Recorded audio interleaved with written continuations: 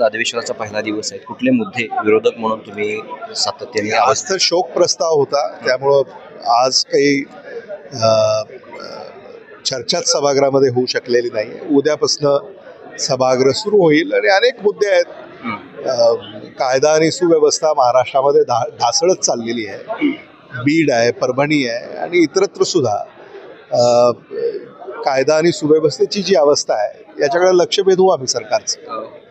लोकसभेला महाविकास एनडीएला चांगल्या बऱ्यापैकी जागा मिळाल्या. यामुळे एकनाथ शिंदे काल म्हणले की एनडीए त्यावेळेस एनडीएला जी ईव्हीएम आता दिसला नाही का?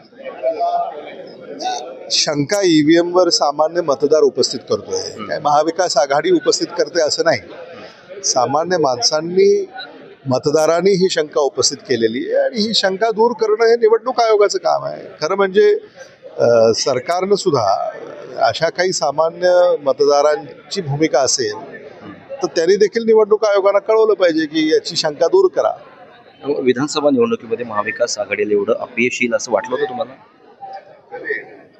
मला असं वाटतं की महाविकास आघाडी महायुती या ज्या निवडणुका झाल्या, लोकसभेमध्ये महाविकास आघाडीनं चांगलं प्रदर्शन दर्शवलं.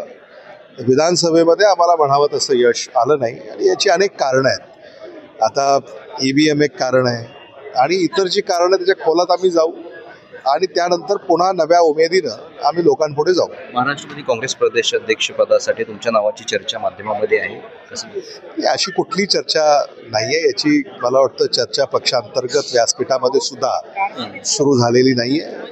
त्यामुळं याच्यावर फार चर्चा करायची आवश्यकता नाही. थँक्यू. थँक्यू. हे होते अमिश देशमुख. मी गुणवंत दांगड, DRV न्यूज, मुंबई.